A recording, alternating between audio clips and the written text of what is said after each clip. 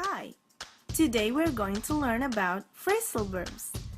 But first of all, what is a phrasal verb?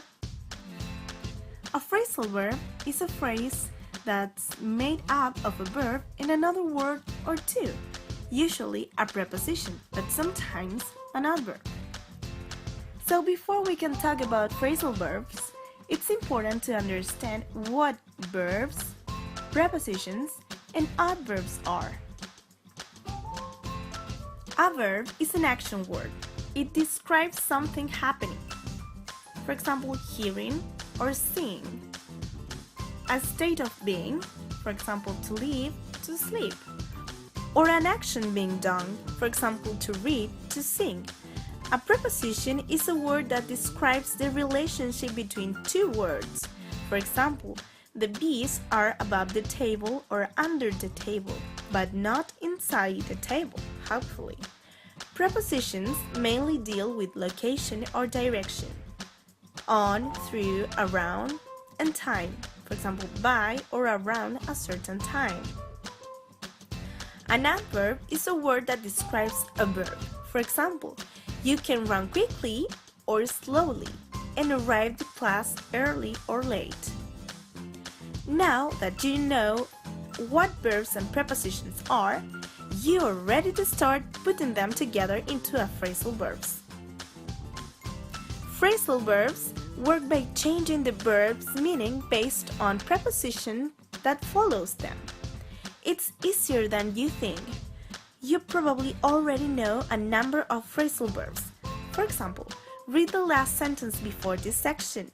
So come on, let's learn some phrasal verbs. The words "come on" in that sentence are a phrasal verb. The word "come" on its own means to move towards something. Together with a preposition "on," though, the phrase "come on" becomes a phrase of encouragement. There are many other phrasal verbs out there. One important grammar fact to consider is the transitivity.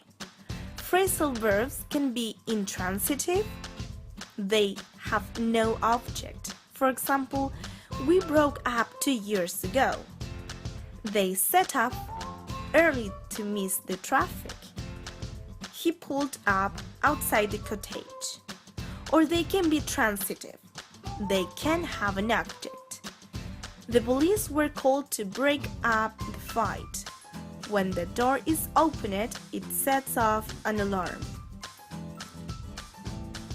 English phrasal verbs are everywhere, so one of the best ways to learn them is to try to listen for them.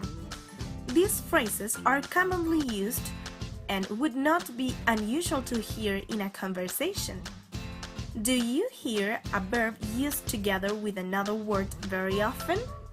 It might be a phrasal verb.